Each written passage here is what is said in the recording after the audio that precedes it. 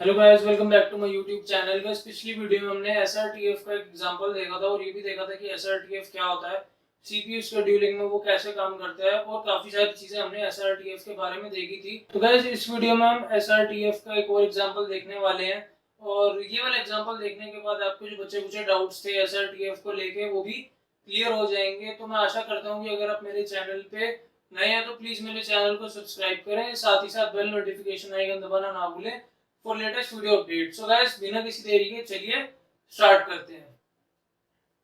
Guys, आज का topic हमारा है शॉर्टेस्ट रिमेनिंग टाइम फर्स्ट का एग्जांपल 2।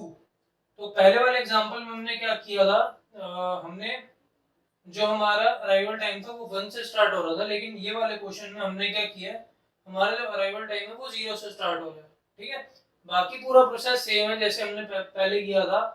अभी भी हमारा क्राइटेरिया जो है वो बस टाइम ही होगा, मेथड जो हमारा है वो प्रीएम्पशन ही होगा। इन दोनों के बारे में मैंने आपको पहले बता रखा है वीडियो में, तो आप प्लेलिस्ट को एक्सेस कर लें। प्लेलिस्ट का लिंक मैं डिस्क्रिप्शन में दे दूंगा, आप वहां से जाके चेकआउट कर सकते हैं। और बाकी अभी हम स्टार्ट करते हैं। तो सबसे पहले हमने गैंट चार्ट बना लिया और यहाँ पे हमने खाली जगह छोड़ दी है जिसमें हम अपना जो भी रेडी क्यू में जो भी प्रोसेस आएंगी उसको हम यहाँ पे नोट डाउन कर लेंगे ताकि हमें एग्जीक्यूशन करते टाइम कोई दिक्कत ना हो। ठीक है, तो सबसे पहले हमने गैंट चार्ट बना लिया। गैंट चार्ट हमने 0 से स्टार्ट करा है, तो सबसे पहले हम देखेंगे कि 0 पे कोई प्रोसेस हमारी अवेलेबल है या नहीं है। तो गाइस, 0 पे हमारी जो प्रोसेस अवेलेबल है वो हमारी P1 प्रोसेस अवेलेबल है। यहाँ पे आप देख सकते हैं ये 0 पे अवेलेबल हो चुकी है। तो 0 से लेके 1 तक हम P1 हम चलाएंगे। तो सबसे पहले हम देखेंगे कि हमारी जो प्रोसेस है वो रेडी क्यू में P1 है।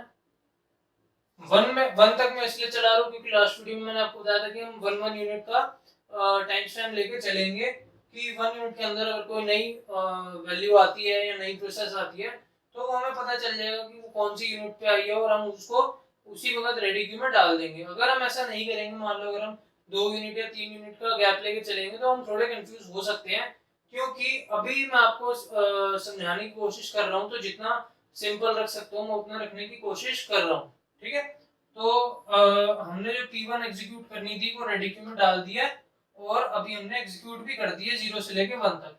तो इसका जो बर्स्ट टाइम है वो 2 से 1 हो गया है। ठीक है, अब देखते हैं कि 1 पे जो हमारी 1 पे हमारी कोई नई वैल्यू आई है या नहीं आई है। तो गाइस, 1 पे हमारी एक और आ चुकी है प्रोसेस P3।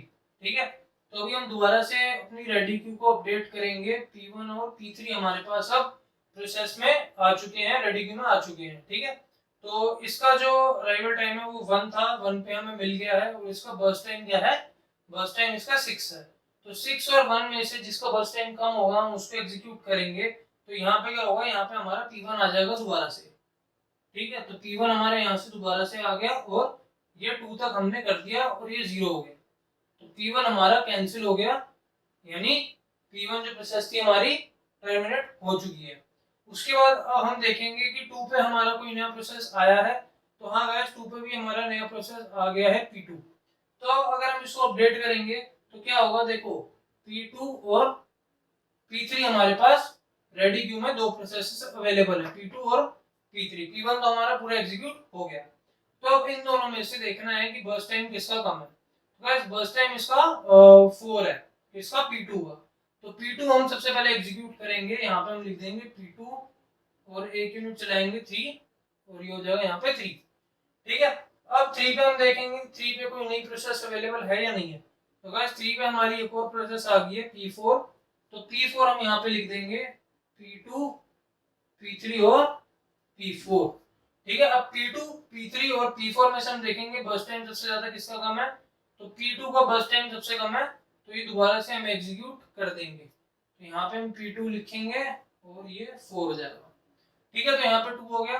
अब दोबारा से 4 पे हम चेक करेंगे कोई नई प्रोसेस हमारे पास है या नहीं है। तो 4 पे हमारे पास कोई नई प्रोसेस नहीं आई है, तो फिर से वही P2, P3, P4 चेक करेंगे।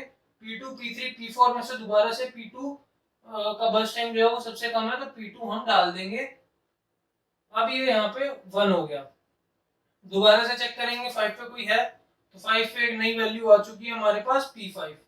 तो P5 अब क्या होगा, P2, P3, P4 और P5। अब हम चारों में से चेक करेंगे किसका बर्स्ट टाइम सबसे ज्यादा कम है।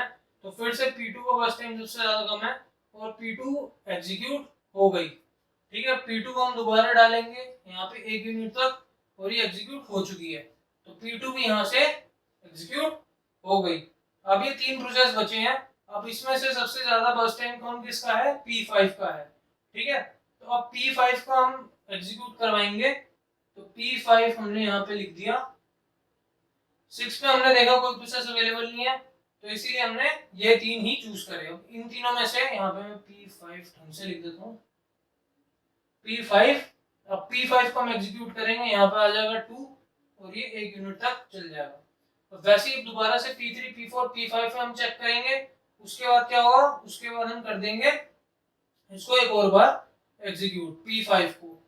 ठीक है, तो P5 हमारा 8 हो गया।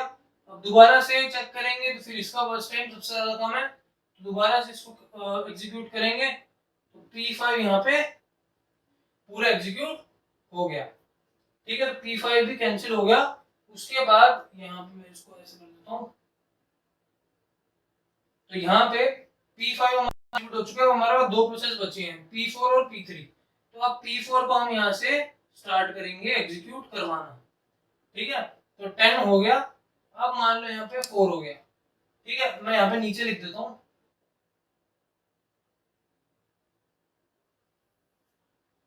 तो यहाँ पे हमारा 10 आ गया। अब 10 के बाद P4 और P3 में से हम देखेंगे बर्स्ट टाइम किसका कम है, तो P4 का कम है, तो दोबारा से P4 यहाँ पे आ जाएगा। P4 आ गया 11 तक, तो ये कट गया 3। अब दोबारा से P4 को हम 3 बार एग्जीक्यूट करवा देंगे। ठीक है, ये 12 हो गया, 13 हो गया और ये 14 हो गया, तो ये पूरा 0 हो गया। 3 बार हमने एग्जीक्यूट करवा दिया। उसके बाद हम क्या करेंगे, उसके बाद एक ही बचा है, तो इसको हम पूरा एग्जीक्यूट एक ही बारी में करवा देंगे।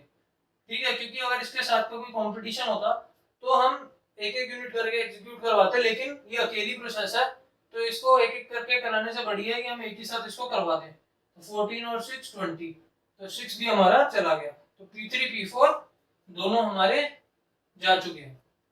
तो अब देखो, अब हमें कंप्लीशन टाइम बताना है। P1 कब कंप्लीट हुआ, P1 हमारा जो था P1 वो 2 पे कंप्लीट हुआ। ठीक है, तो कंप्लीशन टाइम इसका 2 है। P2 का कंप्लीशन टाइम कितना था, P2 का कंप्लीशन टाइम था 6, मतलब 6 पे कंप्लीट हुआ।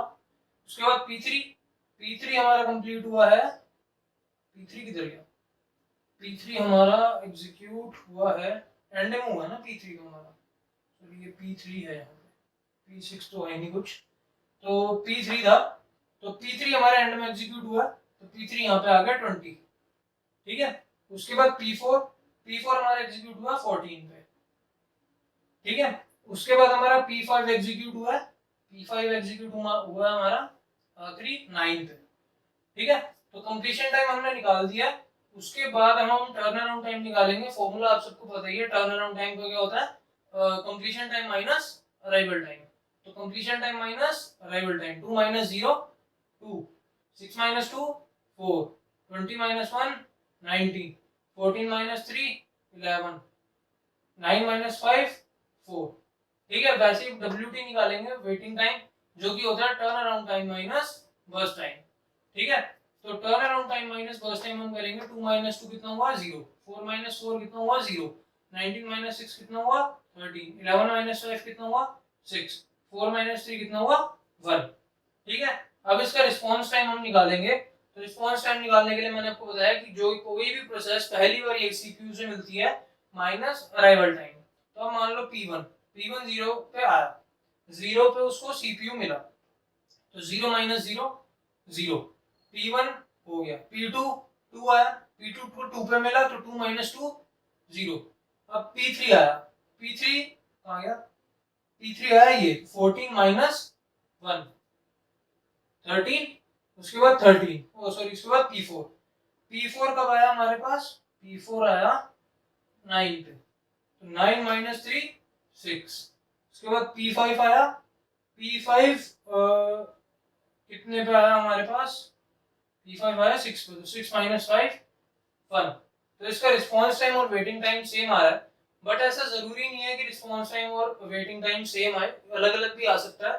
तो ये हमारा पूरा एक क्वेश्चन था SRTF का, जो कि मैंने आपको बताया है विद रेडिक्यू और विद गैंट चार्ट की मदद से कि कैसे कैसे हम प्रोसेस को रेडिक्यू में डालते हैं और उस हिसाब से हम अपना गैंट चार्ट बना के उसको शो करवाते हैं कि हमारी जो प्रोसेस है वो 1 यूनिट के टाइम स्टैम्प पे एग्जीक्यूट हो रही है। ठीक है, तो अभी के लिए इतना ही गाइस, मिलते हैं नेक्स्ट वीडियो में। Till then I will see you next time.